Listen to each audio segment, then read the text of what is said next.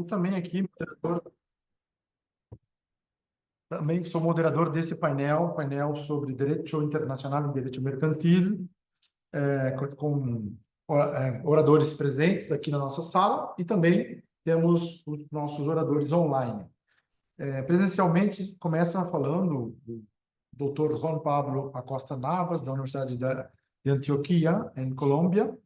O professor Dr. Juan Pablo Acosta Navas falará sobre a justiça transicional em Colômbia, o direito internacional na garantia dos direitos humanos de las gerações futuras. E é um grande prazer receber o professor Juan Pablo. Muito gosto, Juan Pablo. Se puedes venir aqui, não sei se queres falar em pé ou sentado, assim também os colegas podem verte. E bem-vindo outra vez à Universidade de Salamanca. Muchas gracias.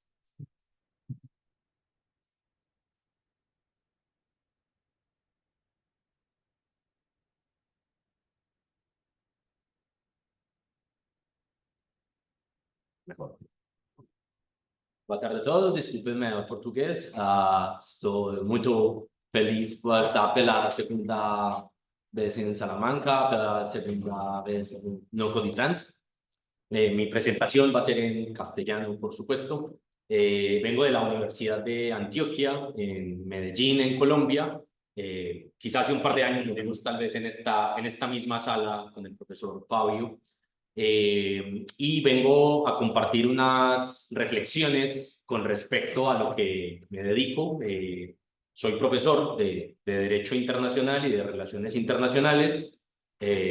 Soy abogado, pero procuro no parecerlo mucho.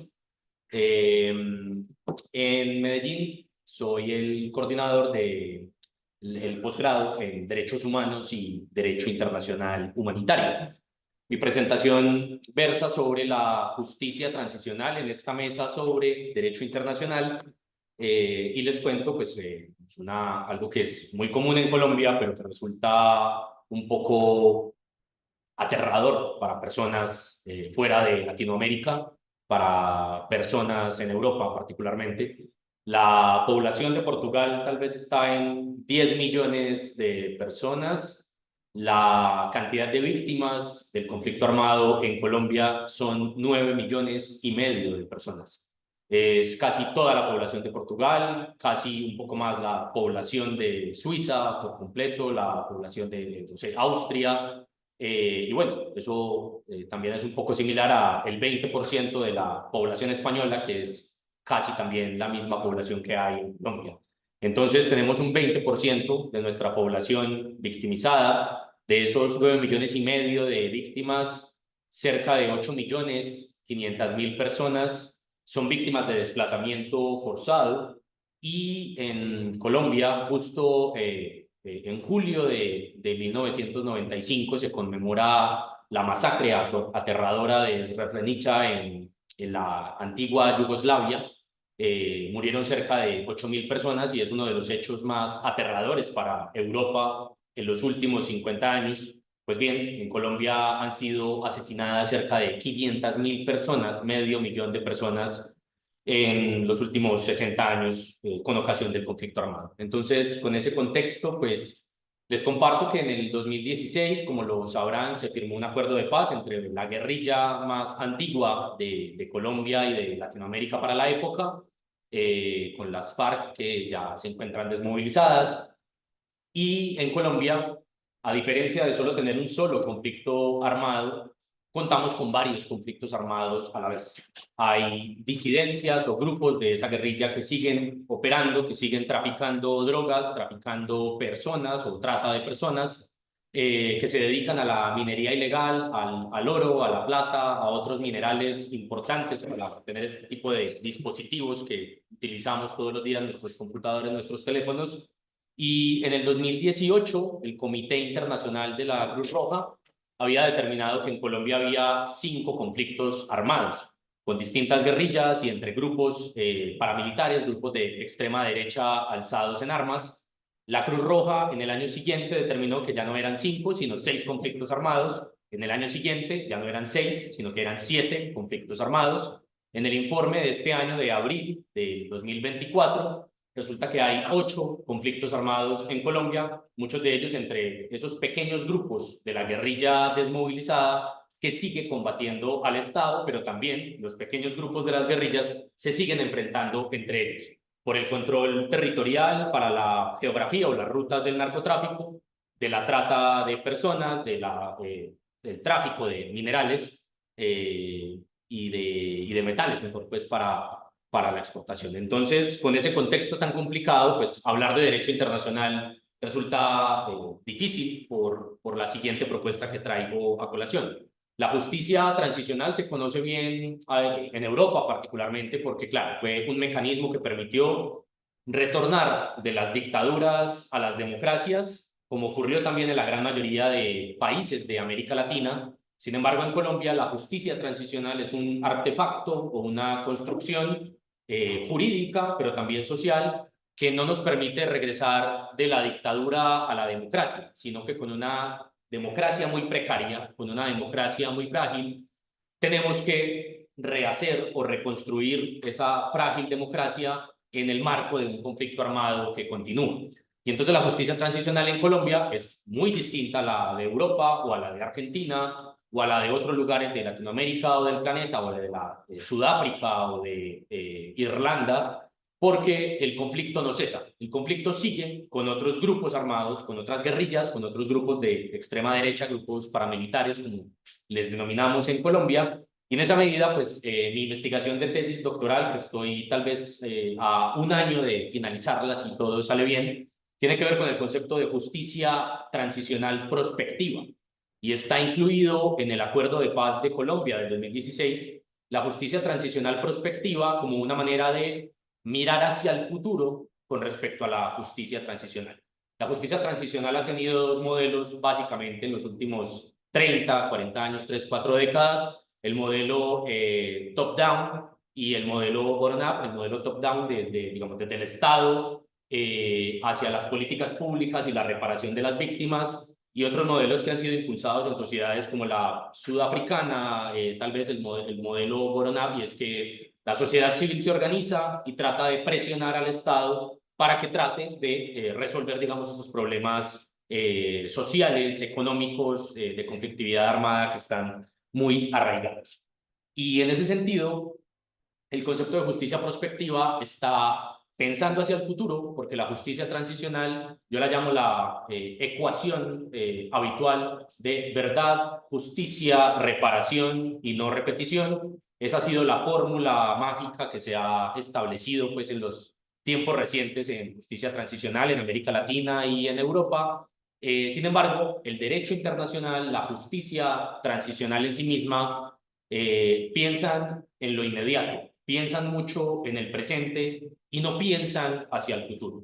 Y entonces el concepto de la justicia transicional prospectiva está pretendiendo que la justicia, el Estado de Derecho, el Estado social de Derecho, la constitución del país según el que se trate, y que el mismo derecho internacional trate no solo de resolver problemas vía judicial, en tribunales, enjuiciando criminales, investigando hechos atroces, masacres, o desapariciones forzadas o crímenes de guerra, sino que la justicia transicional piense, además de eso, de lo que es muy importante, el derecho penal en términos punitivos, el derecho penal en términos restaurativos, pues que tome esos elementos de punición, de restauración, y se piense en lo que en Colombia ahora ha tomado mucha fuerza y hemos denominado la justicia transicional transformadora.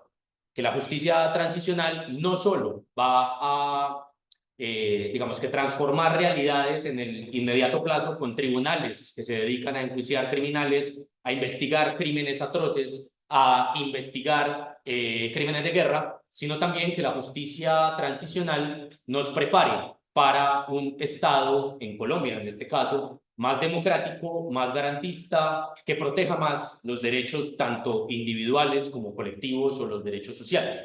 Y en ese sentido, pues para terminar, porque ya mi tiempo se va agotando, lo que estoy planteando en la tesis doctoral, que estoy cerca de próximo a terminar, es precisamente cómo las víctimas del conflicto armado colombiano se pueden sentar o se pueden conversar, dialogar con sus victimarios con quienes les hicieron tanto daño, con quienes desplazaron, asesinaron a sus familiares, los hicieron salir del país. Hay muchas víctimas de Colombia en el exilio, en España particularmente, en Estados Unidos y en otros lugares de Europa. Y es justamente eso, como la justicia transicional sale un poco desde lo jurídico, pensar que la justicia transicional no es solo el derecho, no es solo el derecho internacional, no es solo el derecho interno, no es solo el derecho penal internacional, los derechos humanos, el derecho internacional humanitario, sino que la justicia transicional, en el caso colombiano particularmente, tiene unas raíces tan profundas y unas heridas tan graves que ha dejado la guerra, que debe pensarse desde otras disciplinas también de formas creativas. La justicia transicional, en ese sentido, debería ocuparse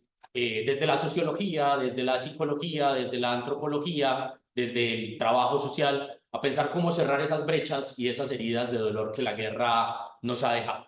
Entonces, como mi tiempo se va agotando, pues dejaría por allí, y la invitación es un poco eso, que en Colombia ahora con todo el proceso de paz estamos pensando mucho como una palabra, no sabría expresarla creo que ni en portugués ni en inglés, cómo desjuridizar o sacar de la órbita jurídica propiamente del derecho a una categoría como la justicia, y pensar que la justicia en términos filosóficos, en términos políticos, es mucho más compleja. No es solo el derecho, no son solo tribunales, no son solo comisiones de la verdad, sino que la justicia engloba un escenario mucho más amplio de garantías económicas, garantías sociales, garantías de participación política también en términos de las personas que hicieron parte de la guerra y ahora no lo hacen. Entonces la invitación es esa, a pensar también por fuera del derecho, a pesar de ser una mesa sobre derecho internacional, pero a veces pensar por fuera del derecho para precisamente buscar otras soluciones que permitan alternativas más creativas, ya que el derecho no siempre puede ofrecernos todas las respuestas. Muchas gracias.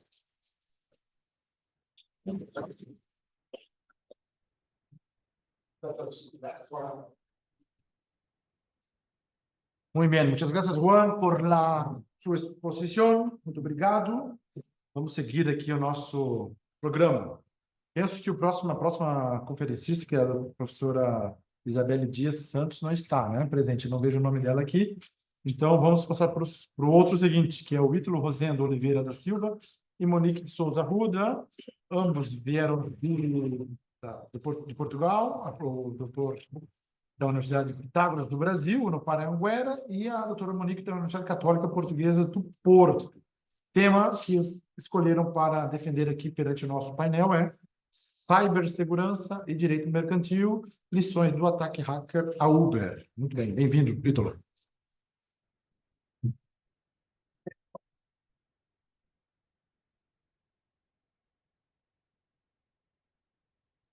Boa tarde a todos. Eu sou Ítalo Rosendo, consultor em cibersegurança, e em parceria com a doutora Monique Arruda, escrevemos um artigo sobre ataques hackers a plataformas digitais, né? A essas big techs, e fizemos uma análise sobre esses ataques, não só sobre as plataformas, mas diversas outras empresas que acabaram sendo alvos de ataques e utilizando técnicas parecidas. Esses hackers conseguiram, de certa forma, dominar por completo todos os sistemas deles e fizeram assim um estrago grandioso, né? Então, basicamente, no dia 15 de setembro de 2022, um jovem de 18 anos chamado Eric Cortage, esse cidadão, por alguns tido como gênio, outros pela justiça americana, por exemplo, foi tido como louco, ele simplesmente conseguiu hackear o banco de dados da Uber, e assim tendo acesso a milhões de cadastros de clientes, profissionais que trabalhavam na empresa, os próprios motoristas, os colaboradores que prestavam serviço para aquelas empresas. E esse mesmo jovem ele já estava preso por motivos muito parecidos, tendo atacado outras grandes empresas como a Rockstar, uma empresa de videogame muito famosa, para quem gosta do GTA, o próprio site do Banco Revolut e a fabricante de chip NVIDIA. Então, vejamos que são empresas muito grandes que sofreram o mesmo ataque, um ataque chamado de engenharia social, na qual o hacker ele se faz passar por outra pessoa ou por um funcionário daquela empresa para ter acesso a credenciais, a informações sensíveis. E no mundo que nós vivemos hoje, não conseguimos viver sem tecnologia.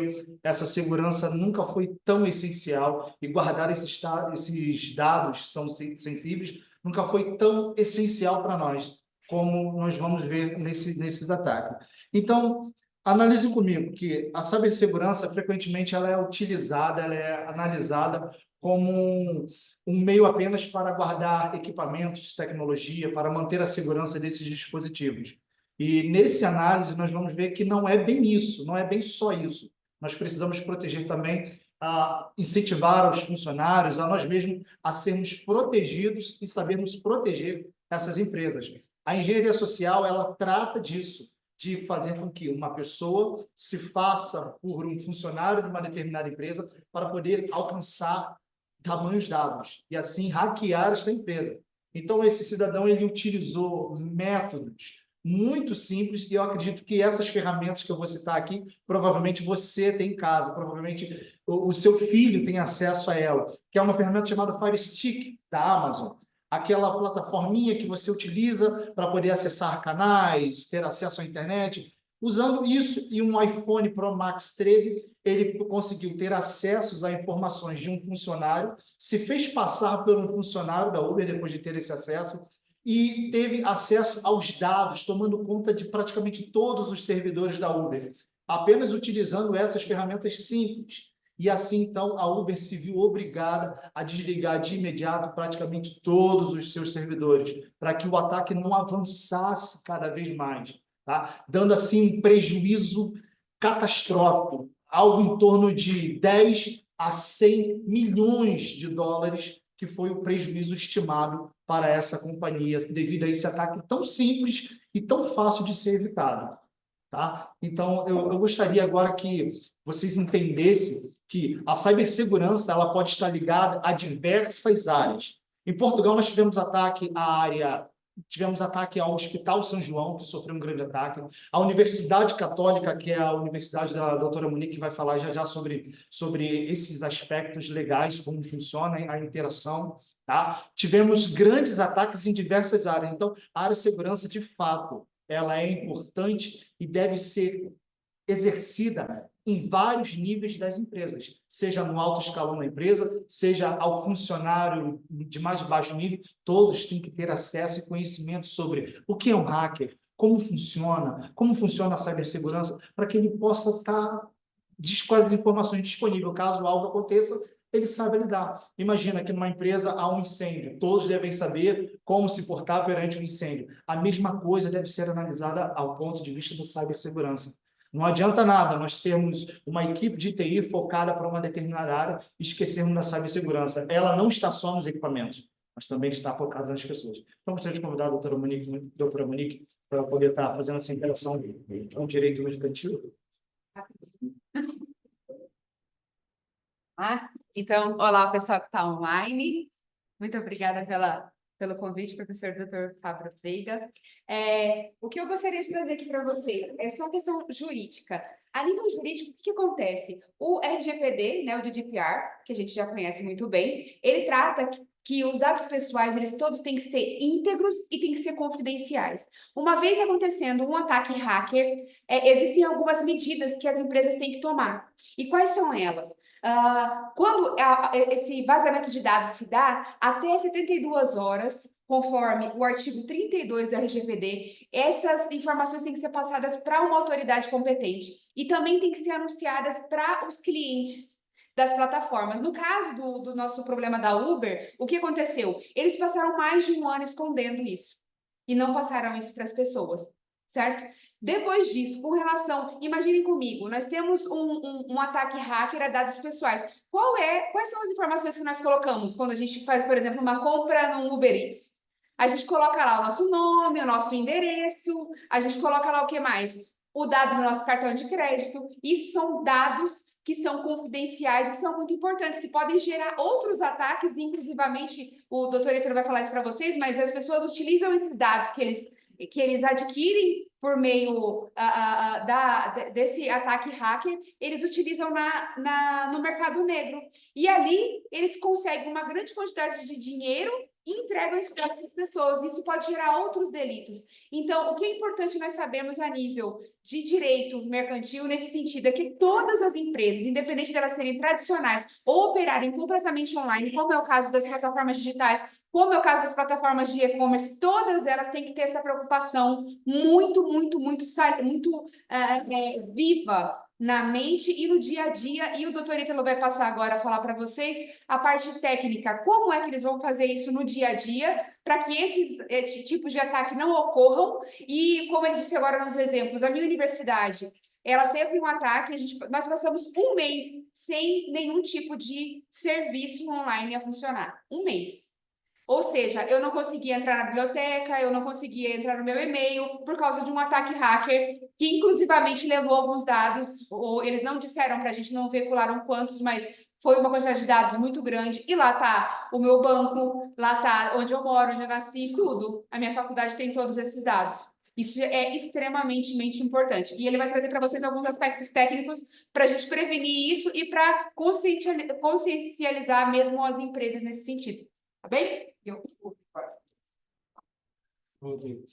As empresas, normalmente, elas só se preocupam com a parte técnica, a parte tecnológica, vamos assim dizer.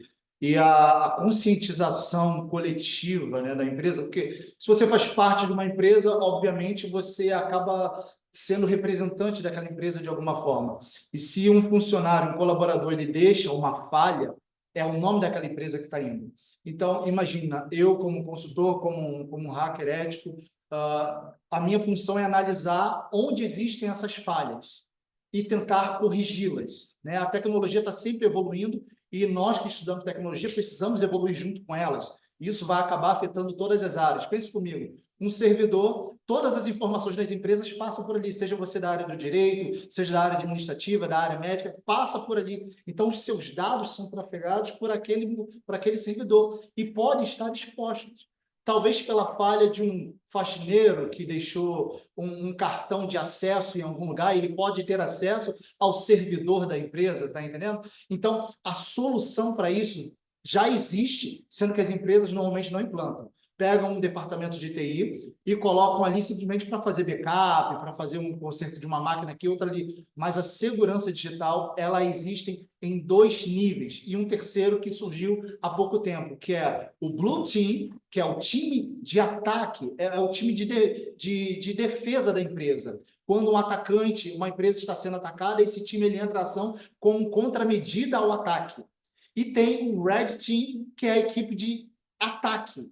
Essa equipe ela deve existir nas empresas também, para poder balancear e apontar, olha só, vocês têm que melhorar a defesa nesse lugar aqui, nesse servidor, talvez nas câmeras, talvez nas catracas eletrônicas, né? E junto disso, se fossem pedir a minha opinião sobre isso como consultor, eu diria que seria necessário o Purple Team, que é a união do time azul com o time vermelho. É onde você consegue maximizar a segurança de todo o ambiente. Então, você vai ter ataque, defesa, vai ter uns profissionais habilitados a poder dar palestras e conscientizar os colaboradores de como se portar mediante a um ataque de phishing, quando as pessoas tentam capturar suas informações na internet. Quem aqui nunca recebeu um banner daquele pedindo para você preencher um login de alguma coisa? Isso pode ser um ataque de phishing. As pessoas podem estar capturando as suas informações. Então, a solução tecnológica para esses problemas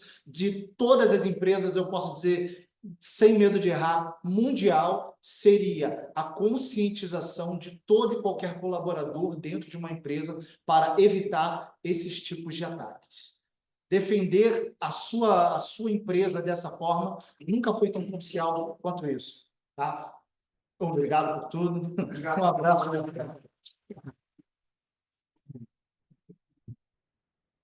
Muito obrigado, doutor Ítalo, doutora Monique, um do direito e outro da área da tecnologia. Fica muito bem. Temas assim de integração, né, e interdisciplinaridade é muito importante para nós também do direito ouvir e conhecer a visão mais técnica. Muito obrigado. Então vamos passar agora já para o próximo que também está aqui presente, Dr. Sérgio Manuel da Costa Machado, vem da Universidade Lusíada do Porto, e o tema é greenwashing, branqueamento ecológico, eco-branqueamento, uma prática comercial desleal. Bem-vindo, doutor.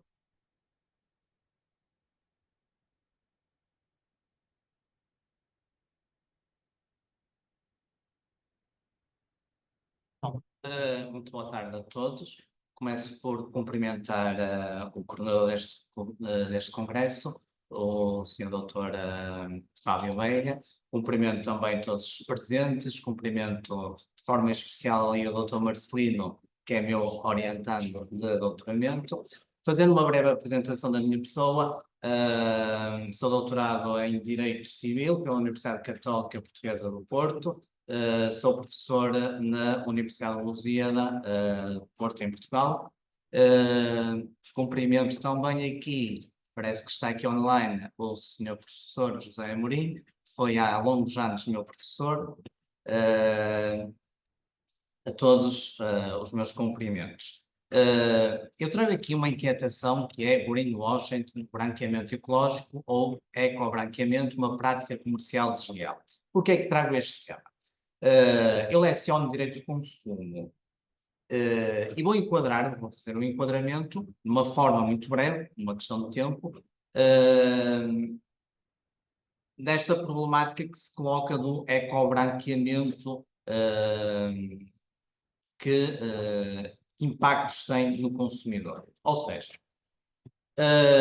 o direito de consumo, a nível europeu, houve uma preocupação dos direitos do consumidor a partir da década de 60, do século passado, nomeadamente com uma declaração do presidente norte-americano, o presidente John Kennedy, que referiu no Congresso, a 15 de março de 1962, que consumidores somos todos nós. A partir daí, e é por isso que no dia 15 de março é o Dia do Consumidor, a nível europeu começou a haver uma preocupação acerca das questões do direito de consumo. Se nós pegarmos nos códigos civis europeus, não há uma preocupação ainda hoje quem é o consumidor ou quais são os direitos dos consumidores. Ou seja, os códigos, nomeadamente, por exemplo, o Código Civil Português, o Código Civil Espanhol ou o Código Civil Francês, o Código Civil Francês que influenciou e muito o Código Civil Português, Espanhol, italiano, não há a preocupação em defender ainda hoje os consumidores. Há regras gerais. Há regras que se aplicam de forma geral às relações de consumo. Então, num primeiro momento, o que é que nós tivemos a nível europeu? Tivemos a preocupação de proteger quem? Os consumidores na aquisição de bens, ou seja, frigoríficos, televisores, etc. Num segundo momento, tivemos a preocupação de proteger os consumidores a nível dos serviços, ou seja, água, gás, eletricidade, etc. No início deste século, ou no final do século XX, houve a preocupação de proteger o quê? Proteger os consumidores a nível digital, das compras online, etc. Atualmente, o que é que nós vivemos? A preocupação do direito de consumo a nível das questões ambientais. É este o ponto que se situa o direito de consumo a nível europeu. O que é que a União Europeia tem feito até este momento? Tem feito muito, eu não vou estar aqui a enumerar. Vou só fazer referência, por exemplo, à nova Agenda do Consumidor de novembro de 2020, em que uma das prioridades é a transição ecológica. Isto vem no âmbito do Pacto Ecológico Europeu e que, por sua vez, em fevereiro deste ano, há também uma diretiva europeia que vem alterar a diretiva das práticas comerciais desleais, que visa o quê? A proteção dos consumidores para a transição ecológica. Ou seja, neste momento, os consumidores são chamados a ter um papel ativo e proativo nas questões do ambiente. O que é isto de greenwashing? Ou seja, é uma prática em que os consumidores, hoje os consumidores, como eu referi, têm que ter um papel ativo e proativo nas relações de consumo e nas suas aquisições, o que é que eles têm a preocupação? As preocupações de adquirir o quê? Bens que sejam amigos do ambiente. E o que é que ocorre muitas vezes? Ocorre que há empresas, por questões de marketing e para promover os seus produtos, dizem que aqueles produtos são amigos do ambiente, quando no fundo não são amigos do ambiente. Isto ocorre, nomeadamente, em quê? Ocorre, por exemplo, nos produtos cosméticos, em que nós verificamos que, principalmente as senhoras, nos cremes, nos shampoos, etc., que aquele produto é amigo do ambiente. Mas no fundo nós vamos ver as componentes, os químicos, e tem químicos que são lesivos ao próprio ambiente. Então, o que é que se pretende com esta diretiva 2024-825? No regime das práticas comerciais desleais, que vai alterar uma diretiva de 2005/2029 CEE e, por exemplo, esta diretiva, se nós atendermos ao seu artigo 6º, nomeadamente, visa o quê?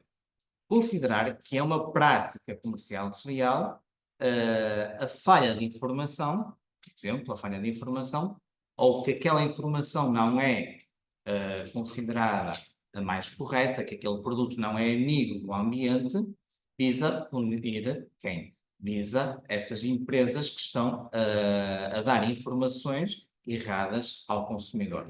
Eu trazia aqui um exemplo, mas por uma questão de tempo eu não vou estar a mencionar o exemplo, que era uma senhora que adquiriu produtos cosméticos, em que adquiriu online por uma questão de essa pessoa ser amiga, por assim dizer, amiga do ambiente e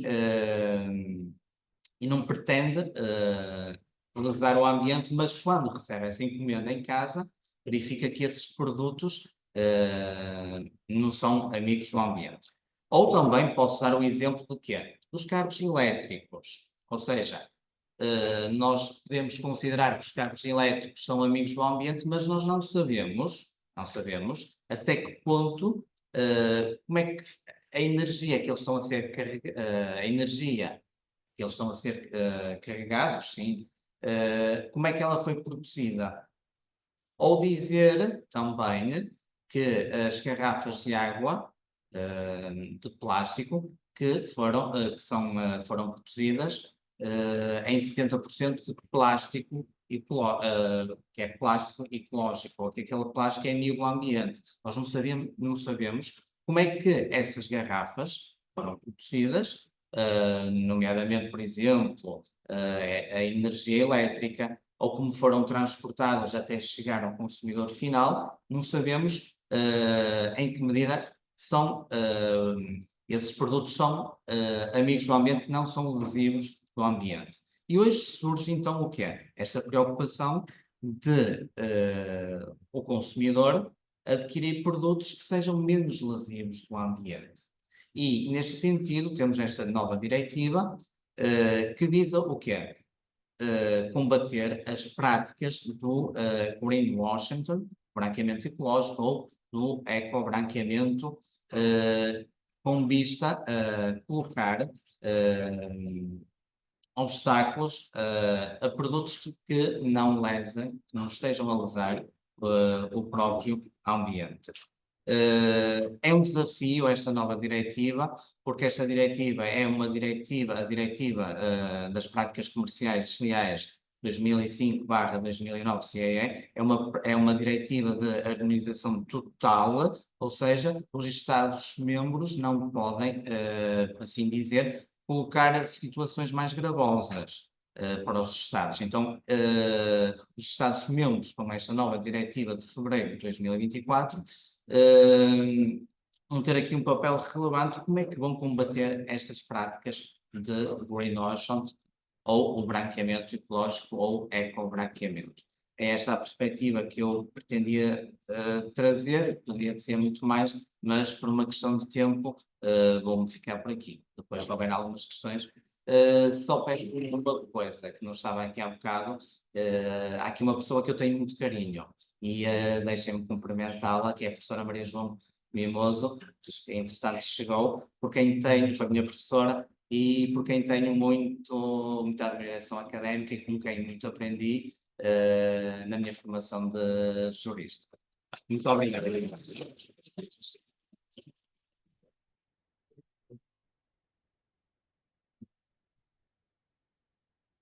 Muito obrigado, doutor Sérgio. Excelente exposição, tema muito importante. Vamos seguir adiante já agora também, falando em aluno. Quero chamar minha aluna Ana Flávia Azevedo, que é uma lusófona, em que nós temos trabalhado, eu tenho trabalhado no mestrado com ela, alguns temas de pesquisa, de investigação, e esse é um dos temas também que ela escolheu para apresentar, e eu fiz revisão de alguns outros trabalhos. Muito interessante, né? Esse tema específico chama o mercado digital e as suas consequências para o desenvolvimento das relações transfronteiriças e da regulamentação global. Quer ficar sentado? Fica do seu lado? Quer falar? Fica à vontade.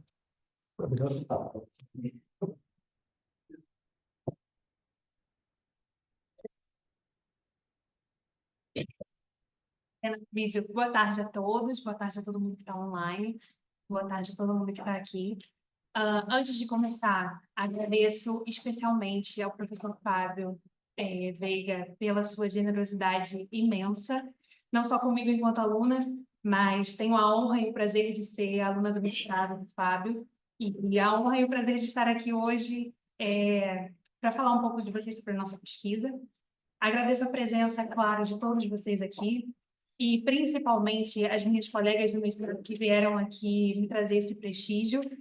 Muito obrigada pela presença e pelo apoio de todos vocês sempre durante o meu curso. Sobre o nosso tema de pesquisa, né? Vamos falar um pouco sobre o mercado digital e a regulamentação em nível global. Esse é o meu tema também de dissertação. E nesse sentido, eu vou pular essa parte que eu acho que já é mais do que conhecida de todo mundo do direito, sobre a globalização e a internet, porque isso já é um assunto muito recorrente, todo mundo já ouviu falar disso. O que me surpreendeu durante a minha pesquisa foi a Organização Mundial do Comércio hoje classifica a internet como tão importante quanto as rodovias e a eletricidade.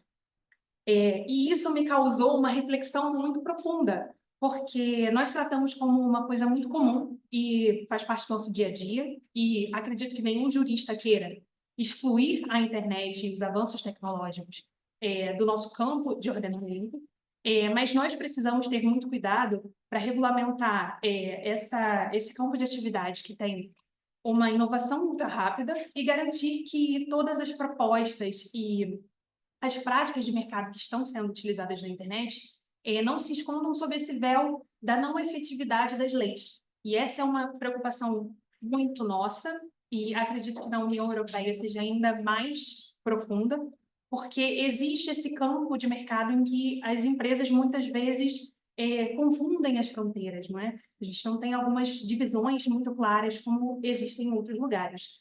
Ao mesmo tempo, a gente trata de um assunto que engloba todas, sem nenhuma exceção, as organizações e as empresas de outros países ao mesmo tempo. E isso é uma diversidade que é muito difícil de controlar.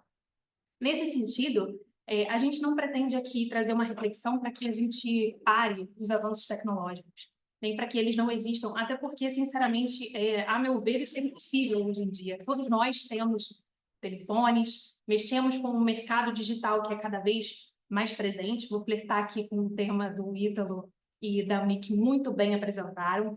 Nós temos esses dados expostos, muitas vezes, e a nossa preocupação tem a ver com... Sabemos que muitas dessas organizações que fazem parte da internet e que atuam principalmente por esse canal nos oferecem muitos serviços que são gratuitos. Mas a nossa questão é, o gratuito não seria também uma certa forma abusiva de oferecer esses serviços, uma vez que nós, muitas vezes, não temos informações claras sobre como os nossos dados estão sendo recolhidos, tratados, vendidos e para quem? Todos nós passamos alguma vez na nossa vida pelo problema de ter um telefone ali perto, comentar algum assunto e, milagrosamente, no dia seguinte, aparecem 600 publicidades direcionadas a você exatamente sobre aquele assunto que você sequer colocou num motor de busca, sequer pesquisou sobre alguma coisa. E a nossa preocupação, enquanto juristas, não tem a ver com parar esse crescimento, tem parar essas atividades, mas tem a ver com nos preocuparmos, principalmente com como os juristas vão atuar para que este mercado, que tem tantas facetas, tantos lados, e que existe ao mesmo tempo em todos os lugares do globo, como é que isso pode ser garantido de uma forma que proteja os consumidores, para que eles não sejam vistos apenas como pessoas que podem comprar ou podem consumir, protejam as empresas, para que alguém que queira criar uma empresa nova, começar uma empresa do zero, não sofra o risco de ter a sua empresa eliminada ainda nos inícios da sua atividade, porque aquela empresa que domina aquele setor tem as informações necessárias para acabar com a sua empresa com 2 meses de funcionamento. Nós queremos um mercado regulado, claro, queremos um mercado competitivo, porque isso faz todo sentido para os consumidores, mas temos que tomar muito cuidado para que isso não acabe retardando a inovação, para que isso também não acabe oferecendo aos consumidores muito poucas opções. A verdade é que nós, enquanto usuários das redes sociais, temos muito poucas opções. Todas as pessoas se concentram no mesmo lugar. E muitas pessoas ainda não pararam para pensar o motivo disso. Existem alguns doutrinadores que dizem que nós vivemos numa era dos dataopólios, que o empresário ele não briga mais pelo mercado, ele briga para acessar ao mercado. Uma vez que ele está no mercado e ocupa aquela posição dominante, ele não se tira dali, porque todos os usuários utilizam a mesma plataforma. Então, todos os fornecedores vão buscar estar também naquela mesma plataforma. E como é que isso tem incentivado ou não incentivado a criação de novas opções para nós, enquanto consumidores, enquanto usuários, enquanto pessoas que também querem criar as nossas empresas, também querem divulgar os nossos serviços. Essa é uma preocupação, acredito eu, que seja muito sensível e que não pode passar única e exclusivamente pelos juristas, porque nós sequer temos conhecimento técnico para legislar sobre isso.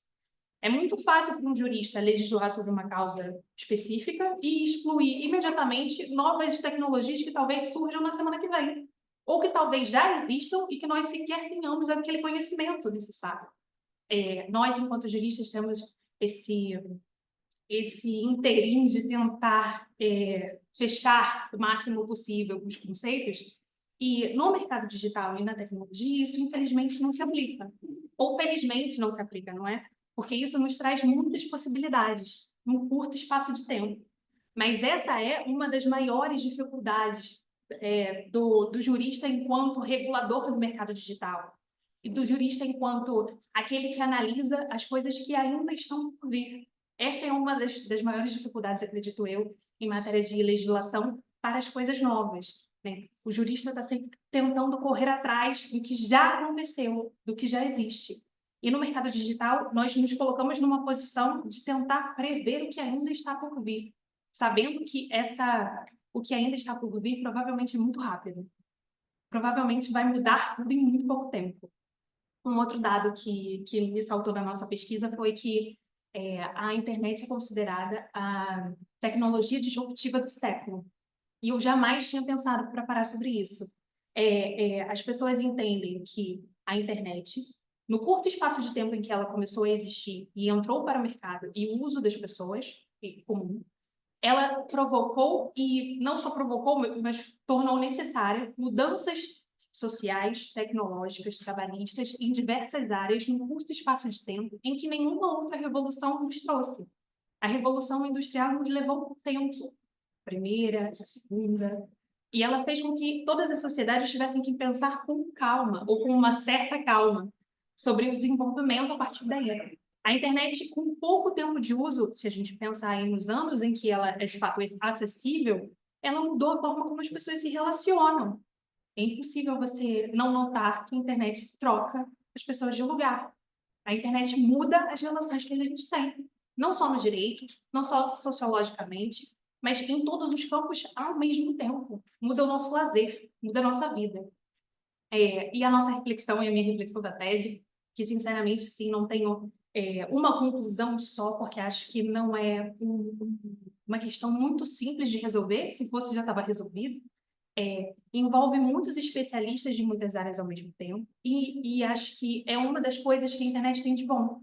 Ela faz com que muitas áreas sentem ao mesmo tempo para pensar em soluções que fazem parte e que vão alcançar muitas pessoas em diferentes áreas. E essa é a importância da nossa discussão enquanto juristas. Tentarmos sempre alcançar alguma coisa que ainda não veio ou que está por vir, ao mesmo tempo que a gente sofre essas consequências na nossa vida cotidiana, não só na nossa vida profissional. Meu tempo já está quase no fim.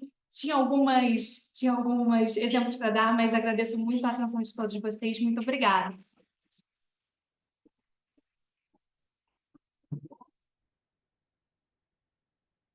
Bom, quero agradecer a Ana quero fazer um agradecimento aqui à Ana pela sua bela exposição. E vamos seguir, só que agora vamos fazer uma troca de moderador, como esse painel tem 2 moderadores, eu quero convidar aqui a doutora Cláudia Gonçalves para seguir na moderação e me despeço dos meus colegas aqui online, mas seguimos aqui no Congresso. Obrigado. Olá, boa tarde, bom dia aos brasileiros. Acho que, bom, como a maioria é público brasileiro, está por falar em português. Vamos chamar agora, dando sequência aos trabalhos dessa tarde, Dr. José Campos Amorim. Sim. Online. Equipe Conseguem ouvir? Sim, como faço Conseguem a ouvir? troca? Deixa eu ver. A pessoa não tem... Não aparece. Consegue ouvir? Eu te escuto, mas não te vejo. Não sei o que é que se passa. Eu escuto e vejo. Eu vejo e consigo ouvir também. Pirajur. Conseguimos ver e ouvir. O José Mourinho está com a imagem. Está com a imagem? O problema Sim, é na tá sim. universidade. Yeah. Certo. Professor Não consegue. José. Sim. Estou. Eu Não... estou a ouvir bem. Vamos ver. Agora. Professor José, sim. Sim. O senhor me escuta? Estou a ouvir bem, estou a ouvir muito bem. Ok, perfeito. Então agora Estou o a ver professor aqui alguns José colegas. vai passar a apresentação do seu trabalho, a prática da elisão fiscal e as medidas anti-elisivas. Professor, a palavra é sua, o doutor tem 10 minutos. Muito bem, muito obrigado. Começo por cumprimentar todos os colegas, dar os meus parabéns ao Iberosur pelo 4º Congresso aqui em Salamanca e um cumprimento também especial aqui ao Dr. Sérgio Machado, retribuir aqui os cumprimentos. E vou iniciar a minha apresentação com um tema sobre a questão da prática da elisão fiscal, uma problemática que gostava de partilhar com os colegas. E vou incidir sobre a questão aqui do conceito de elisão fiscal, para depois analisar algumas das medidas que foram adotadas ao nível da União Europeia e da OCDE, sobretudo da União Europeia, e apresentar aqui alguns casos mais recentes sobre esta matéria. O conceito de elisão fiscal é um conceito que se enquadra entre a prática da poupança fiscal e da evasão fiscal, ou seja, é um conceito que se situa mais na prática, na matéria do planeamento fiscal abusivo, ou seja, a elisão fiscal enquadra-se mais nesta matéria do planeamento fiscal abusivo, ou planeamento fiscal agressivo, e que leva à tomada de medidas artificiais ou medidas abusivas com vista à evasão ou fraude fiscal. E é claro que há ali um patamar intermédio entre a prática lícita e ilícita, entre aqui a prática de abuso fiscal. É claro que há alguma dificuldade claramente em definir este conceito. Alguns países tentam, e nós também, distinguir aqui a elisão fiscal da evasão fiscal, da poupança fiscal, e costumamos enquadrar aqui, aliás, este conceito na prática extra-legem, prática para além, que vai para além daquilo que está previsto na lei. E é habitual, quer aqui na doutrina portuguesa, espanhola e italiana, fazer uma distinção entre estes vários conceitos próximos. No caso de Espanha, da elisão e da evasão fiscal; no caso da Itália, da elisão e do abuso de direito; e no nosso caso, na elisão fiscal mais subjetiva e objetiva. Há aqui uma análise do conceito que tem que ser feita para depois ver a sua aplicabilidade. Resumindo esta primeira questão. Face a esta prática abusiva, de planeamento fiscal abusivo, foram tomadas algumas medidas ao nível da União Europeia, já com a aprovação do Código de Conduta em 1997, e já neste Código de Conduta se previa aqui algumas medidas para combater estas práticas fiscais prejudiciais. Práticas fiscais muitas vezes anticoncorrenciais, práticas prejudiciais para o erário público. Depois, aqui a União Europeia foi alargando algumas diretivas para tentar combater esta prática abusiva, com o alargamento da diretiva Fusões e Cisões, depois com a criação da diretiva Mães e Filhas, e ainda recentemente uma proposta de criação de uma matéria qualitável comum para as empresas na União Europeia, que ainda está sob a forma de proposta, em que ainda não surgiu ainda esta diretiva. Também, aqui, mais recentemente, e sobre este ponto também queria aqui incidir a parte da minha comunicação, sobre a adoção da diretiva anti-elisiva, ou anti-elisão, como queremos chamar, diretiva anti-elisão fiscal 1, diretiva anti-elisão fiscal 2, ou diretiva ATAD 1, ATAD 2. São diretivas recentes de 2016, 2017.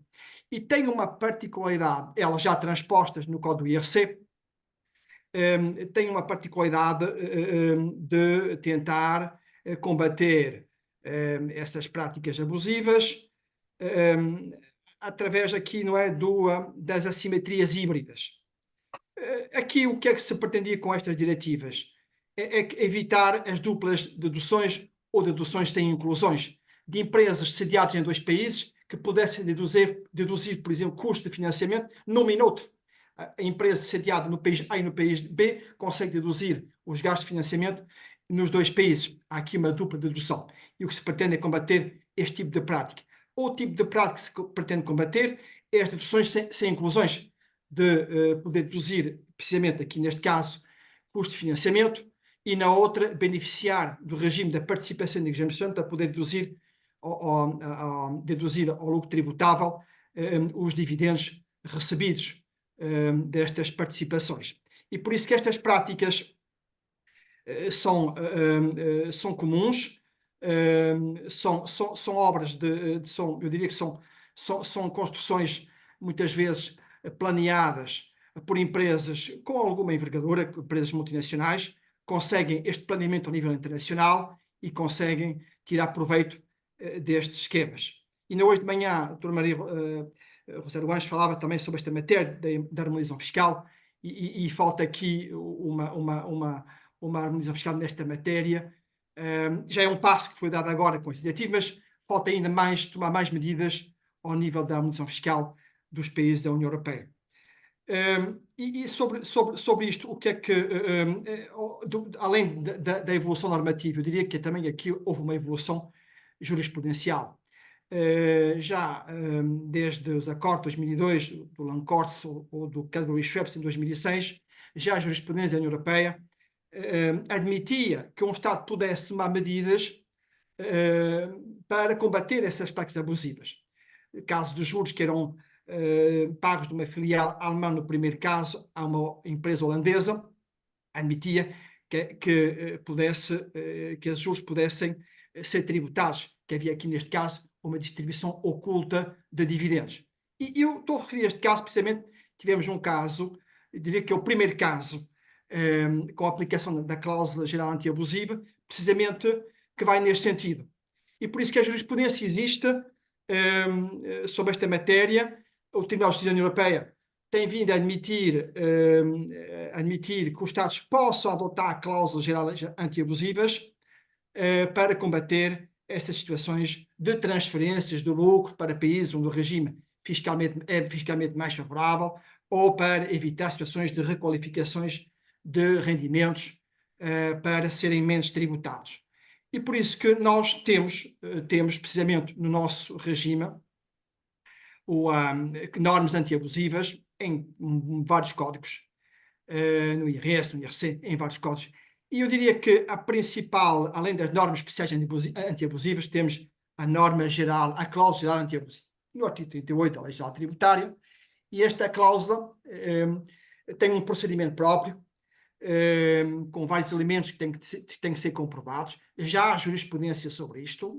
Eu diria que a primeira, ao nível foi no processo 4255010 do Tribunal Central Administrativo, no caso, precisamente, no caso Geraldo Martins, onde houve aqui um caso, resumia-se ao pagamento de prestações a uma empresa sediada na Zona Franca da Madeira, que, por sua vez, emprestava financiou uma outra empresa sediada num paraíso fiscal e que, por sua vez, depois distribuía juros para a Zona Franca da Madeira e depois revertiam para o continente. E nesta distribuição beneficiava do regime da Participation Exemption. Este foi o primeiro caso conhecido e que levou à aplicação da cláusula geral antiabusiva, com a verificação dos vários elementos que comprovaram a aplicabilidade desta cláusula. Depois temos vários casos ao nível dos tribunais arbitrais, já aqui vários casos que se podem consultar no CAD. E eu destacava aqui um caso, que é o caso Fernando Santos. O caso Fernando Santos, que é um caso que deu muito falar, como todos sabem, e que levou aqui a que o CAD não aceitasse aqui a criação de uma sociedade, precisamente para o pagamento de uma prestação de serviço depois aos seus adjuntos. Entendia que aqui a tributação tinha que ser feita em sede de IRS, na relação que existia entre a Federação e o Fernando Santos, e é claro que esta decisão teve o voto vencido de um dos árbitros, do Tomás Cantista Tavares, considerando que não podíamos pôr aqui em causa o facto de uma sociedade ser constituída porque ela tinha toda a razão de ser no pagamento depois do serviço aos seus adjuntos e que não tinha necessariamente que ser tributado em sede de IRC. É evidente que do ponto de vista fiscal, houve aqui um ganho fiscal elevado na tributação em sede de IRC e um agravamento significativo em sede de IRS. É claro que este caso levanta imensas questões em termos de liberdade económica, em termos de pagamentos de serviços à prestação de serviços, e levanta aqui uma série de questões, e apesar de ter tido o voto vencido, pronto, foi dado como provado, mas é um dos casos que estes casos nem sempre são claros. Isto para dizer o quê? Resumindo, eu sei que o tempo é pouco, mas para dizer que nem sempre é claro entre aquilo que vem no artigo 38 da Lei Geral Tributária, entre aquilo que é uma operação artificial, uma construção com vista à fuga aos impostos e entre aquilo que é lícito. Estão a perceber? Por isso que sim, estava... Peço que o senhor se encaminhe para as conclusões. Porque sim. Eu vou para as conclusões. Eu termino dizendo que nem sempre é claro nem sempre é claro entre aquilo que é lícito e ilícito, entre uma construção ou uma operação que tem apenas com vista a poupança fiscal e uma operação fraudulenta. Nem sempre é claro esta fronteira, aqui uma zona cinzenta, que é a zona da elisão fiscal. E eu, sobre esta matéria, concluiria dizendo que muitas vezes há operações, há meios que são utilizados com vista à otimização fiscal, são legítimos. É evidente que há limites a tudo, há normas comunitárias, normas da OCDE sobre esta matéria, que visam limitar. Aqui tem que haver aqui algum bom senso na avaliação dos casos, na avaliação das operações e nas transações que são realizados. Pronto, isto é um mundo em evolução. Penso que penso que mais cedo ou mais tarde surgirão mais medidas, mas é o que temos por enquanto. Obrigado pela atenção e passo agora a palavra. Ok, obrigada, professor. Muito Desculpe lhe obrigado. interromper, é Não um tem tema mal, não muito tem mal. interessante e necessita ainda um aprimoramento profundo nessas questões, mas nós precisamos respeitar o nosso tempo cantado. Bom, agora eu chamo diretamente a doutora Mariana Dares Fernandes da Silva. Lhe passo imediatamente a palavra por questões de tempo. E então, a doutora Mariana da Universidade de Bolonha, na Itália. A doutora tem 10 minutos e, por favor, à vontade. Perfeito. Vocês conseguem ver o meu slide, só para confirmar? Sim, conseguimos visualizar. Perfeito. Bom, então, boa tarde a todos. Para alguns, bom dia. Falo aqui do Brasil. Também agradeço ao Comitê Científico do Iberojur e parabenizo todos os palestrantes até agora, que todos foram muito brilhantes. Eu trago para vocês aqui um tema focado no direito internacional privado, sobre o reenvio como instrumento útil contra problemas de jurisdição. O estudo comparativo entre as legislações portuguesa e brasileira. Que só para contextualizar, eu estudei na Universidade de Coimbra e agora eu voltei ao Brasil. E quando eu cheguei, apaixonada pelo direito internacional privado, verifiquei que o Brasil não aceita o reenvio. E aí eu vim trazer aqui algumas das implicações desse efeito. Bom, em primeiro lugar, temos a necessidade dessa análise, justamente por termos essa questão de alguns países aceitarem reenvio e outros não, acaba que a gente fica com uma falta de harmonia jurídica internacional, fomentando assim os casos de fórum shopping, que eu vou abordar mais um pouquinho para frente. O método conflitual, só para dar uma contextualizada, em relação às regras de conflito, tem um histórico muito, no âmbito europeu, tem um foco muito de Savigny, do movimento codificador, e acaba que as regras de conflito nesse sentido ficaram, como apelidaram os americanos, as hard and fast rules, que são regras de aplicação imediata, onde o juiz só vê a conexão e aplica a conexão relevante, delimitando assim qual é a lei aplicável. E os americanos olharam para essa situação e com um sistema de common law e com os restatements, nomeadamente com nomes como David Curry, David Cavers, Bernard Curry e Albert Ernstwig, dentre outros, muito relevantes, mostraram que, na verdade, a regra de conflito, para eles, fazia mais sentido terem uma visão de open-ended rules, com a conexão mais em aberto para o juiz aplicar, mais focado no caso concreto, qual seria a conexão relevante. E isso até hoje se refletiu bastante na Europa, porque a gente tem agora um movimento de materialização do DIP, que ele está focado não só em completar o círculo normal das regras de conflito, como também focado no resultado final, no resultado material. Bom, o reenvio por si. O reenvio em si, ele é você olhar para as regras de conflito do outro. Imagina, então olha para essas regras de conflito e se as regras de conflito apontarem para a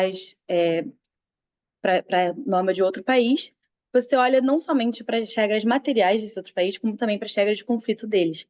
E nesse sentido, você acaba podendo ou remitir de volta para a sua lei, ou você aponta para uma lei de um país terceiro, que é o reenvio de primeiro e de segundo grau. O reenvio ficou bem famoso por causa de alguns casos relevantes. No caso Collier versus Chivas, onde se aplicou, era o foro da Inglaterra, e acabou que apontou para a lei da Suíça e voltou para a lei inglesa. E também o caso Forgo, onde o tribunal francês decidiu aplicar a lei bávara, incluindo as suas regras de conflitos de leis, que apontavam de novo para a lei francesa.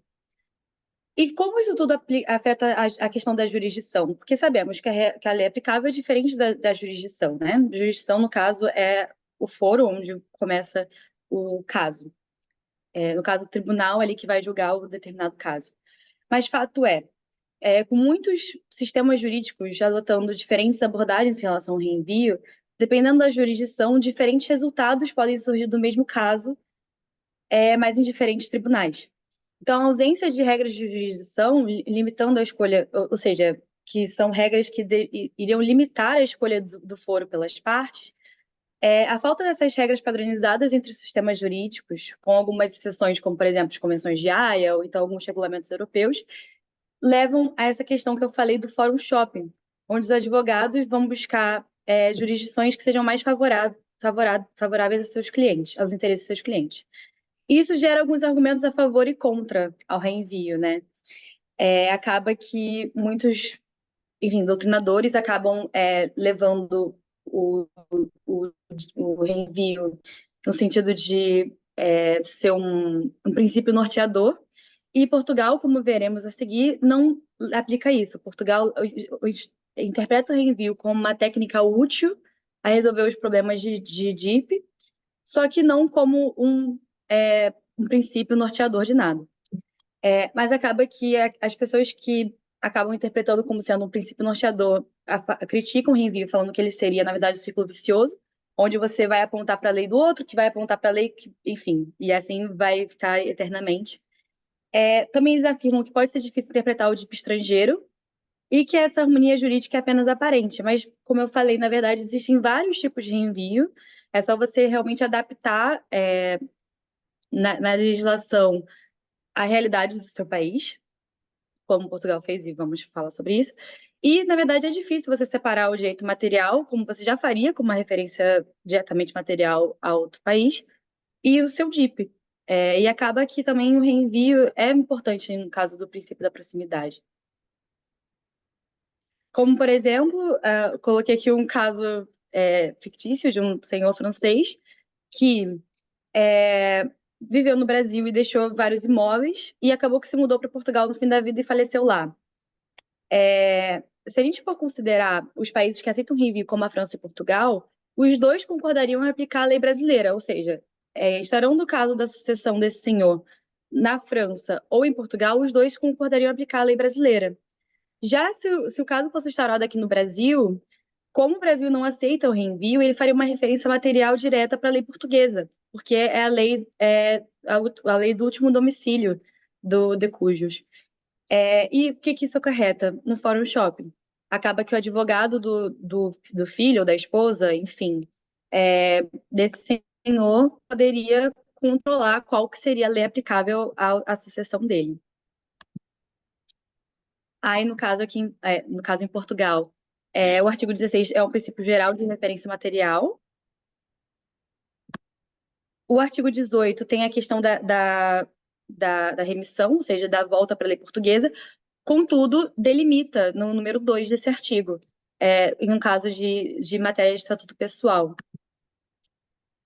No artigo 17 também tem a transmissão, ou seja, é o reenvio de segundo grau, como eu falei antes, só que também delimita no número 2, e acaba abrangendo também abrindo um pouco mais as possibilidades no número 3, mas no geral cessa também no número 2.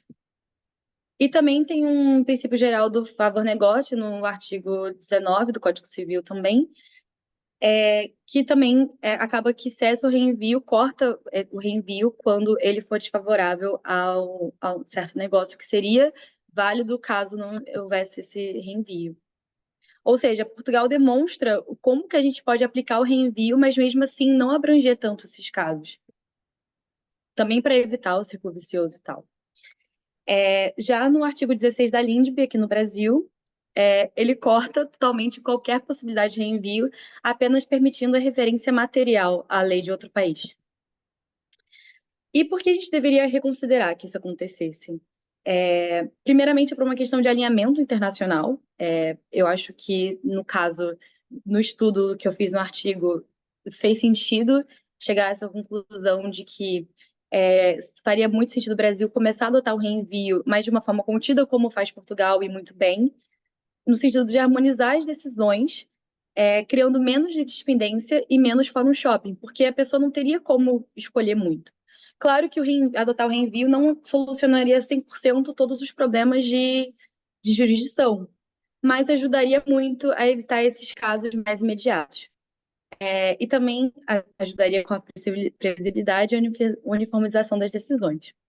A gente já teve algumas decisões, algumas tentativas de instaurar o reenvio no Brasil, inclusive por Haroldo Valadão, que é um grande nome do DIP brasileiro, só que falhou. E também a gente teve mais recentemente um projeto de lei em 95, que também falhou. E um grande questionamento, que inclusive é um tópico meio moda aqui no Brasil agora na doutrina, é a questão do efeito Bruxelas. Não sei se vocês estão familiarizados, provavelmente sim, com a doutora Anna Bradford, da Columbia University, que aponta que acaba que os países subdesenvolvidos, né, países, enfim, polêmico essa terminologia, mas os países subdesenvolvidos acabam copiando as determinações, as previsões europeias, como aconteceu aqui no Brasil e foi muito criticado com a Lei de Proteção de Dados. E acaba que fica aí um questionamento: será que o Brasil adotar o reenvio seria realmente apenas uma cópia europeia? Bom, ao meu ver, eu acho que não. Eu acho que o reenvio está sendo usado desde 1800 e bolinha, como a gente diz no Brasil. E para mim o Brasil já está muito atrasado para adotar o reenvio e ficar questionando se seria uma cópia, até porque a gente já copiou várias vezes, então por que não copiamos de uma forma construtiva para a nossa legislação e para a nossa jurisprudência? E com isso finalizo a minha apresentação. Espero que tenha sido construtiva e estou à disposição para qualquer contato e qualquer dúvida. Muito obrigada, Mariana. Parabéns pela sua pesquisa. E sim, né, estamos acostumados com os enlatados americanos, mas às vezes é necessário. Bom, dando continuidade, agora chamamos o Dr. Caio Vinícius e Rosana Mariana. Estão presentes? Caio?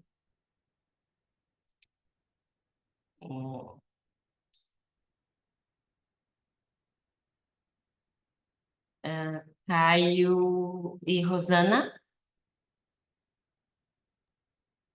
Não estão presentes. Não estão presentes. Ok, muito obrigada. Então, passamos diretamente ao Dr. Mário Simões Barata e Eugênio Lucas, do Instituto Politécnico de Leiria, Portugal, que vai nos apresentar o artigo Direito Internacional, Direito da União Europeia e o 12º processo de revisão da Constituição da República Portuguesa de 1976. Doutor Mário e doutor Eugênio, por favor, vocês têm a palavra. Temos 10 minutos e depois a sala estará aberta para perguntas e debates, para quem quiser mandar as perguntas já no chat. Muito obrigado. Em primeiro lugar, gostaríamos de agradecer à Iberojur pela oportunidade de apresentar esta nossa comunicação e, a título introdutório, gostaríamos de dizer o seguinte. Durante o verão de 2020, na sequência da primeira vaga da pandemia de Covid-19, o Tribunal Constitucional Português proferiu um acórdão muito importante sobre a relação entre a Constituição e o direito da União Europeia. E, de alguma forma, esta apresentação tem como objetivo apresentar o caso subjacente a essa decisão, bem como o nexo entre o acórdão e uma recente proposta de alteração da Constituição de 1976, antes de retirar um conjunto de conclusões. Vamos falar do processo. O processo teve origem nas condições relativas à concessão de um subsídio à exportação e à prestação de uma garantia bancária regida pelo artigo 19 do Regulamento 2220/85 da Comissão, que estabelece regras comuns de aplicação do regime de garantias para os produtos agrícolas. Na sequência de execução de uma garantia bancária, uma empresa portuguesa, que exportava vinho para Angola, intentou uma ação dos tribunais nacionais que chegou ao Supremo Tribunal de Justiça. O Supremo Tribunal de Justiça confirmou os acórdãos dos tribunais inferiores sobre a aplicação dos critérios legais para a subvenção e a extinção da garantia bancária. Além disso, o Supremo Tribunal de Justiça não detectou qualquer discriminação entre os exportadores. Não obstante, a Sociedade Comercial Portuguesa interpôs um recurso para o Tribunal Constitucional, uma vez que a decisão do Supremo Tribunal não acolheu a sua alegação de que o regulamento da União Europeia violava o artigo 13º da Lei Fundamental, que consagra o princípio da igualdade. O Tribunal Constitucional decidiu não conhecer o recurso, tendo em conta a sua interpretação do número 4 do artigo 8º da Lei Fundamental, que limita a competência daquele órgão jurisdicional quando esteja em causa um litígio jurídico que envolva o primado do direito da União Europeia. Sendo a decisão tomada por aquele tribunal crucial, porque analisa a relação entre o direito constitucional português e o direito da União Europeia.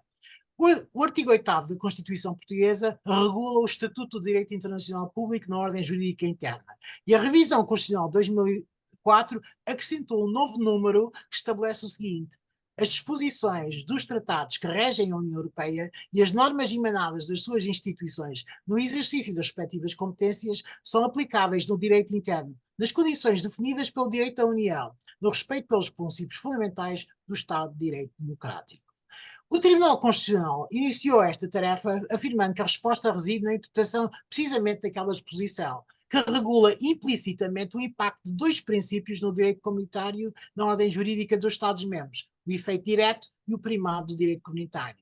O Tribunal salientou igualmente que o princípio do primado não está codificado nos tratados. No entanto, o Tribunal observou que não pode ignorar a importante jurisprudência do Tribunal de Justiça da União Europeia neste assunto.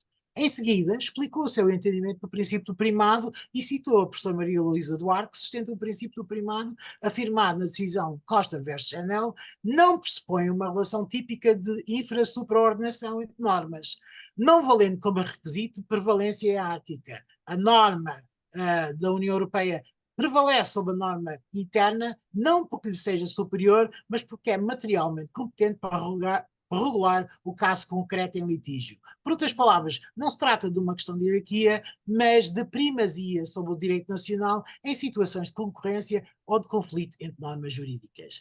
Este efeito leva a que as regras da União Europeia tenham primazia sobre as regras nacionais, ou seja, sobre todo o direito interno, independentemente da natureza ou estatuto hierárquico.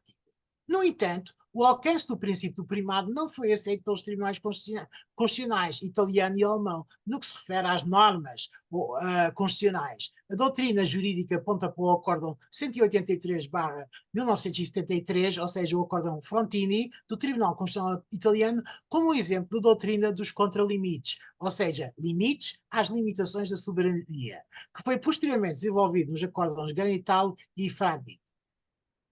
Após ter recordado o significado do primado, o Tribunal Constitucional Português considerou que era necessário separar duas questões: a questão das normas do direito nacional sem caráter constitucional e a questão das normas de direito nacional com caráter constitucional.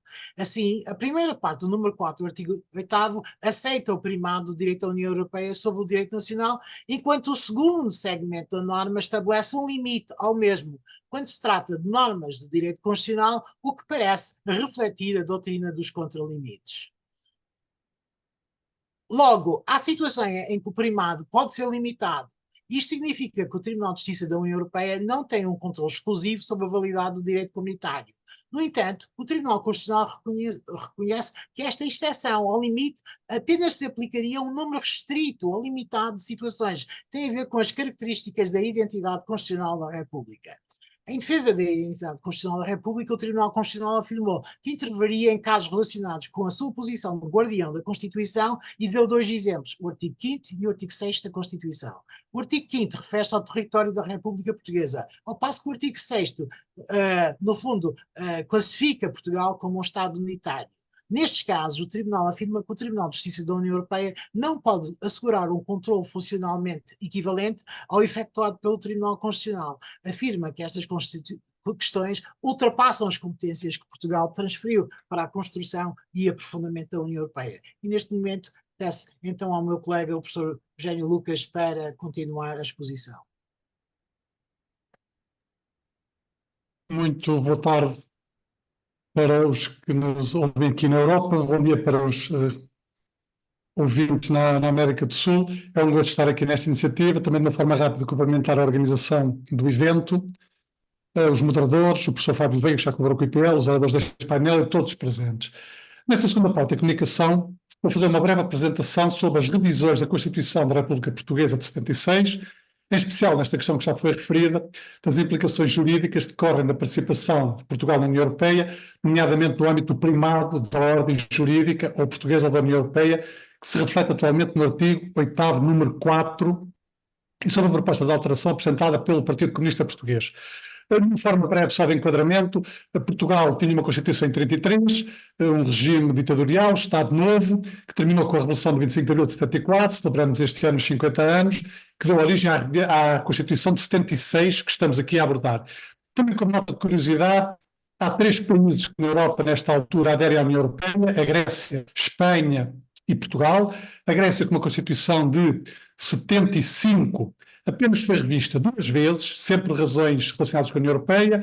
A Espanha, com uma Constituição de 78, foi revista 3 vezes, 2 vezes por causa de questões europeias, e Portugal, com uma Constituição de 76, foi revista 7 vezes. Em todas estas 7 revisões houve relações com a União Europeia, de forma mais direta, de forma mais indireta. A versão original da Constituição de 76 portuguesa não tinha nenhuma menção às comunidades europeias, nem à forma que Portugal poderia aderir. Apenas um artigo geral, o 8º 2, para a adesão em função de convenções internacionais regularmente ratificadas ou aprovadas. Quando Portugal, portanto, a Constituição é de 76, e Portugal põe o processo de adesão, que veio a terminar em 86. Então, a nossa Constituição de 76 tinha efetivamente um forte pendor socializante, de ideologia socialista, nacionalizações dos meios de produção, participação das Forças Armadas no poder político, um pendor coletivizante, reivindicações soberanistas, aspectos que não seriam permitidos na União Europeia. Então, na primeira revisão constitucional de 82, há um retirar de muitos destes conteúdos de natureza ideológica de esquerda socialista para Portugal poder cumprir os critérios económicos. E é também, e aqui aproximando mais do tema, aditado o artigo 8º 3, relativo à adesão de Portugal a organizações internacionais. É em geral, organizações internacionais, e não falo da União Europeia, mas sabe-se que especificamente, nós estamos em 82, era já para prever a adesão de Portugal em 86. Na segunda revisão constitucional de 89, já depois de Portugal estar na União Europeia, continua a eliminação das menções de caráter ideológico, é introduzido um novo artigo 7, número 5, com o reforço da identidade europeia, é retirado o inciso expressamente no referido anterior artigo 8, número 3, sobre o efeito direto das diretivas, para não haver qualquer dúvida. Terceira revisão constitucional de 92, muito importante, porque resulta da aprovação do Tratado de Maastricht, e era preciso Portugal poder ceder novas soberanias, e então ficou também consagrado neste tratado, nesta revisão constitucional. É editado o novo 7.6, também em matéria de soberania. Depois a quarta revisão constitucional em 97, para responder às exigências do Tratado de Amsterdão, nomeadamente também à transposição de diretivas. É também nesta revisão constitucional de 97 passa a ser permitida a realização de referendos. E agora, muito importante, a quinta revisão constitucional de 2001, que vem alterar a Constituição, nomeadamente no artigo 6º e 7º, e vem permitir a ratificação de Portugal da Convenção Penal Internacional. Em concreto, sobre o assunto da conferência de hoje, é na sexta revisão constitucional, como já foi referido pelo professor Mário Barata, que são aperfeiçoados os mecanismos de integração europeia, e teria a ver com estaria em curso a aprovação do tratado que estabelece uma Constituição para a Europa, tratado que não chegou a entrar em vigor, mas nesse tratado dizia expressamente, consagrava expressamente, o primado do direito da União Europeia sobre o direito nacional. Então, Portugal necessitou de alterar a sua Constituição.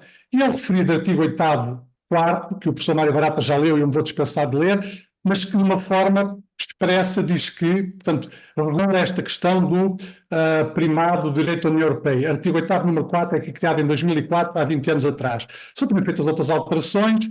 Na sétima revisão constitucional é consagrado, em 2005, as exigências do processo de integração europeia para a convocação do referendo. Vamos então, de uma forma sintética, que a Constituição de 76 não tem normas sobre a União Europeia e que ao longo das 7 revisões houve toda uma adaptação à União Europeia, nomeadamente o artigo 8º, número 4. Esta questão do primado é uma questão muito discutida, como também foi referido, quer a nível nacional, quer a nível europeu. Em Portugal a doutrina divide-se. Agora, a grande novidade foi este acordo do Tribunal Constitucional, 2022, em que esta interpretação do artigo 8º 4 da Constituição não deixa dúvida que há um primado do direito comunitário, mas entendamos, não é um primado do direito comunitário sem limites. Há limites, também já foram referidos na intervenção anterior.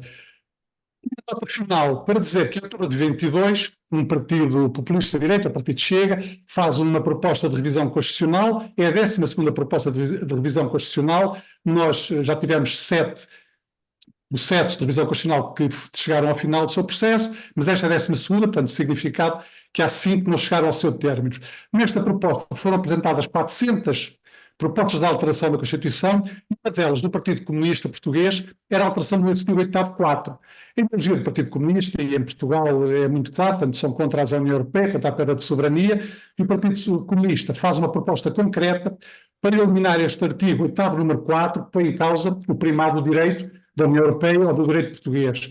Este processo desenvolve-se, o Partido Comunista atualmente tem muito pouca representação no Parlamento em Portugal, portanto, na Comissão Parlamentar a proposta não iria ter sucesso, mas sucede que há uma queda do Governo em 23, e com esta queda do Governo em 23, estou a terminar, com esta queda do Governo em 23 cai o Parlamento, portanto, e cai todo este processo de revisão constitucional em que o Partido Comunista queria eliminar o artigo 8º 4. Portanto, atualmente em Portugal mantém-se em vigor o artigo 8º número 4 da CRP, com entendimento do Acordo de 2022 do Tribunal Constitucional sobre o primado direito da União Europeia, com este europeísmo patente no entendimento aqui em Portugal. Muito obrigado pela vossa atenção. Peço desculpa pelo minuto que excedi. Obrigada, professor. Desculpe, porque nós temos um tempo bem ajustadinho. Claro, claro. Desculpe a interrupção. No momento, eu vejo que entrou na sala a doutora Isabelle Santos. A doutora tem um artigo para apresentar, correto? Correto. Bom dia a todos. Ou Bom melhor dia. dizendo, aí já é boa tarde, né? Para quem está aí em Salamanca ou em Portugal.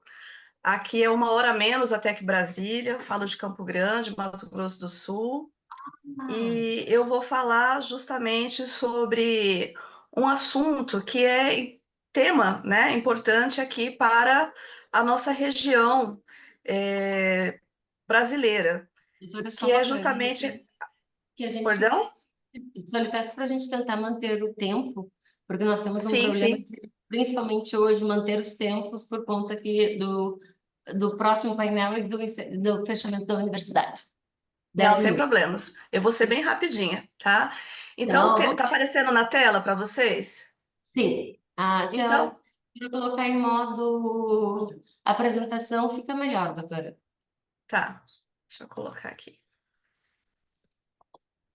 Então, aqui, uma temática que surgiu há um tempo, até colocar aqui para mim, né, para eu não me perder, né, é justamente a questão do terrorismo na fronteira entre Brasil, Argentina e Paraguai, que a gente chama de Tríplice Fronteira, que é uma das mais importantes aqui da América do Sul, envolvendo o Brasil. E por que eu resolvi falar desse tema, que eu já tinha, inclusive, abordado em 2013, num artigo que eu publiquei na revista, né, de Direito Privado da Universidade de Lisboa. É porque de 2013 a 2024 mudou, então, algumas perspectivas, inclusive da Polícia Federal Brasileira, da Agência Brasileira de Inteligência, da ABIN, e de outros órgãos aqui de países vizinhos, como Paraguai e Argentina, e até mesmo dos Estados Unidos da América.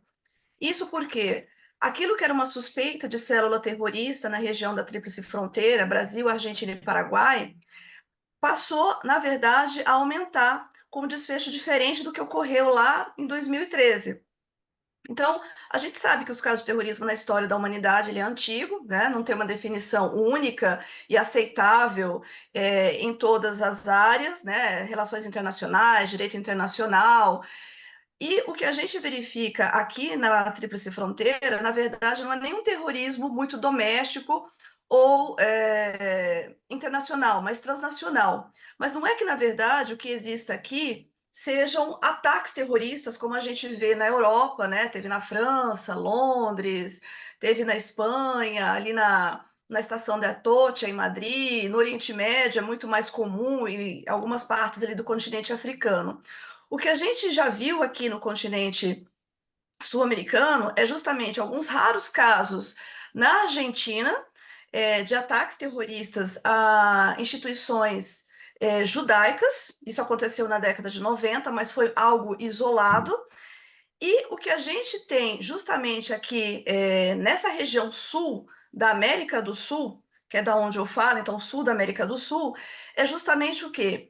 O que se chamaria ali de terrorismo internacional, para alguns até o terrorismo transnacional, que na verdade é o transnacional que é levado então por alguns atores não estatais.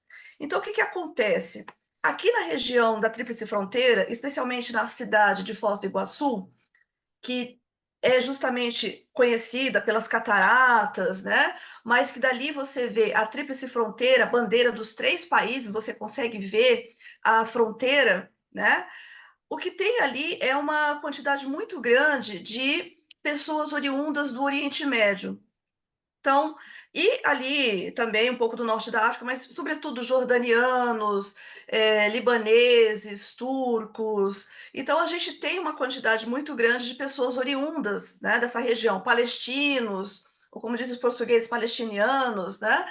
E, na verdade, o que a gente começa a ver nessa região não é os ataques terroristas, mas, sobretudo, pessoas dessa região mandando dinheiro, né, para que essas células terroristas, para que esses grupos terroristas como o Hamas, o Hezbollah, que foi muito falado aqui no Brasil algum tempo atrás, continuem se mantendo e mantendo as suas atividades. Então, mesmo com o contra-terrorismo que surge depois do 11 de setembro, com os atentados lá, as Torres Gêmeas dos Estados Unidos da América, né?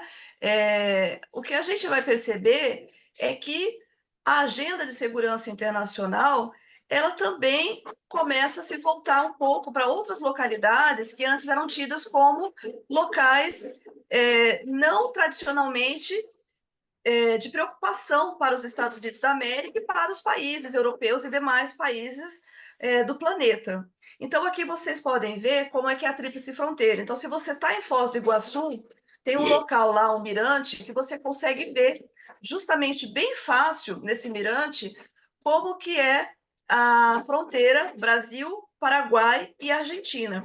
Então, acaba se tornando até muito fácil tráfico de contrabando de drogas, de produtos, né? Dentre outras coisas mais.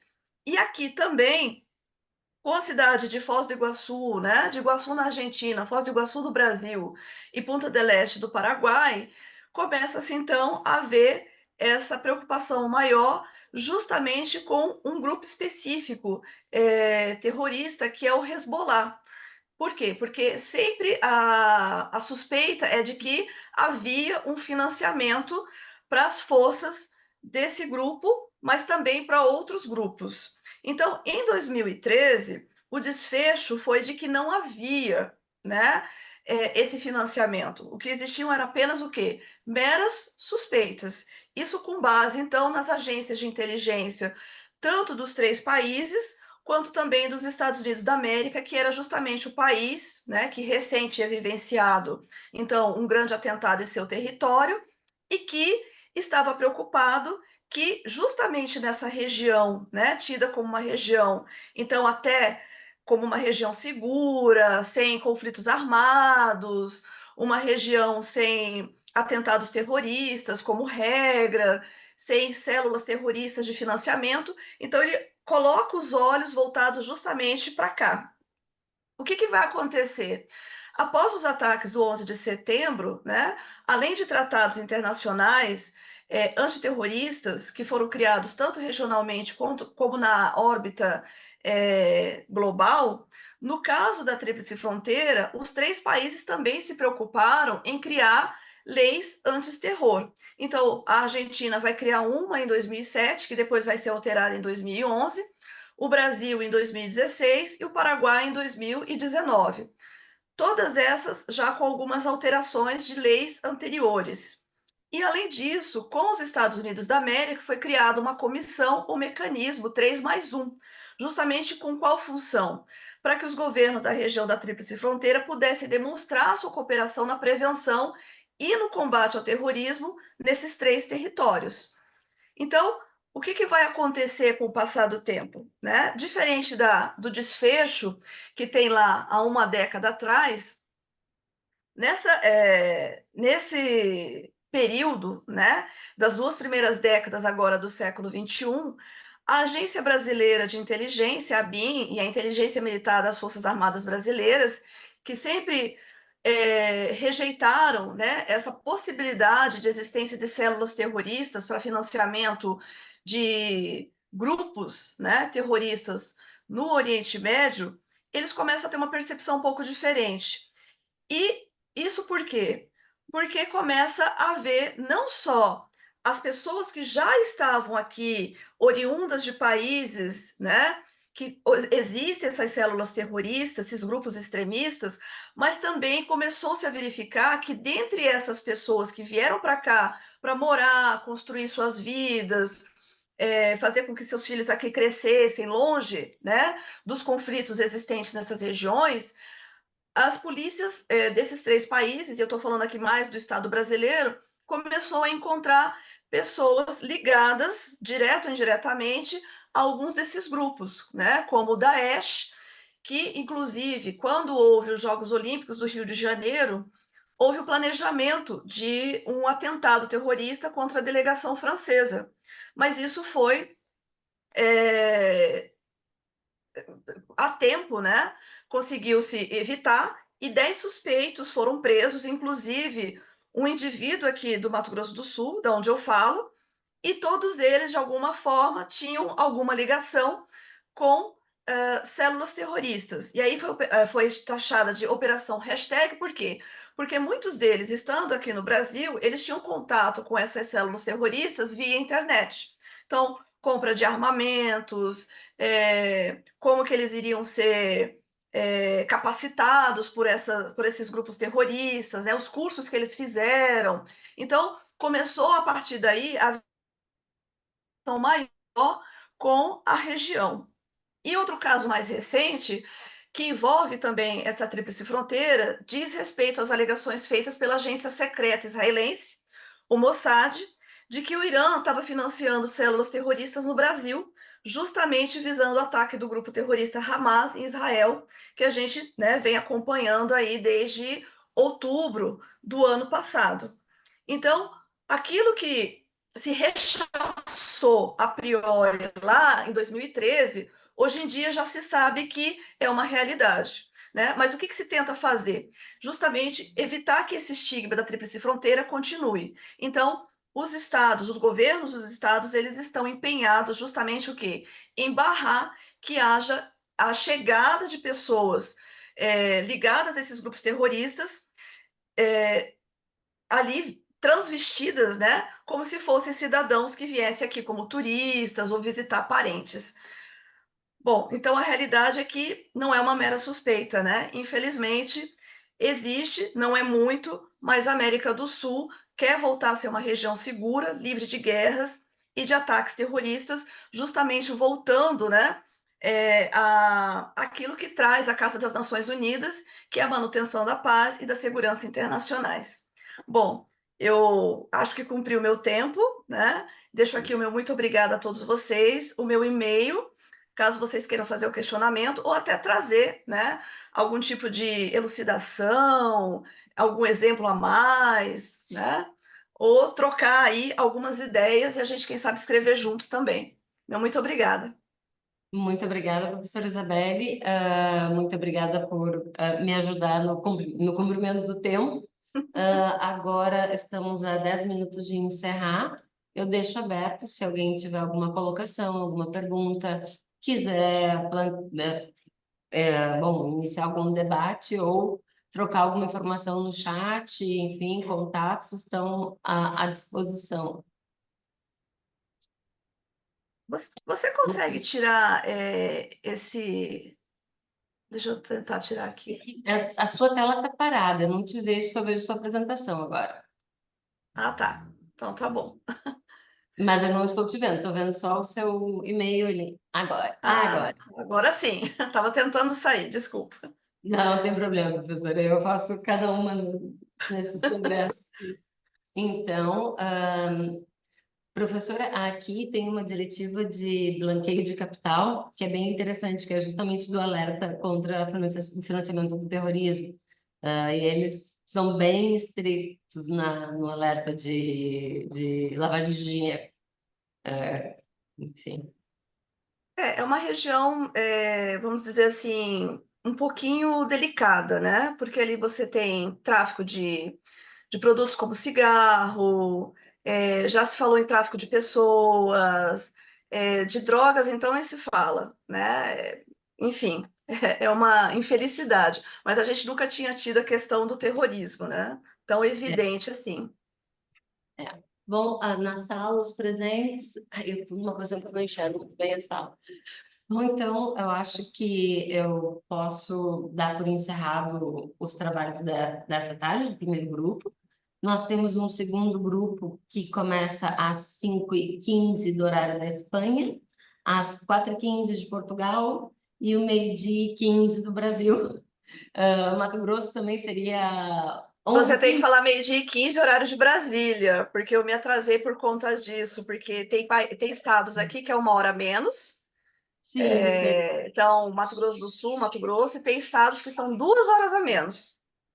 Sim, eu sou brasileira e até hoje comecei a ser.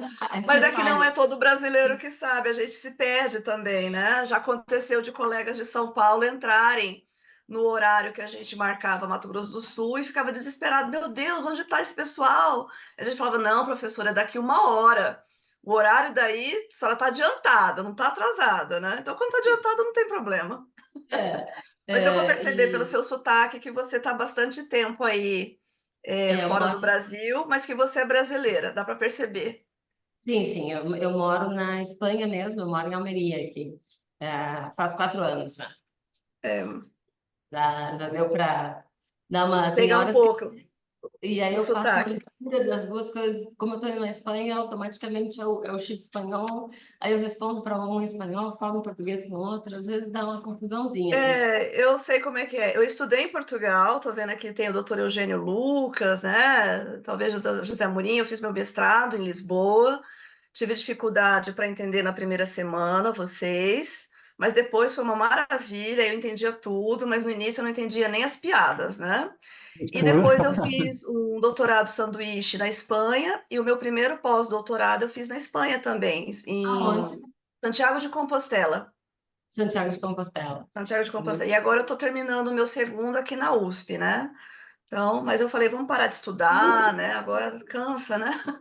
Eu estou tentando me animar para primeiro. Eu sou doutora aqui por Salamanca e finalizei em setembro do ano passado e jurei de pé junto que não pausa para a vida, mas estou aí com o pé ali para tentar o primeiro. Não adianta, nós todos que somos pesquisadores, a gente gosta de estudar, gosta de ler, aí vê um curso diferente, e fala, ai, gostei, vou fazer, né?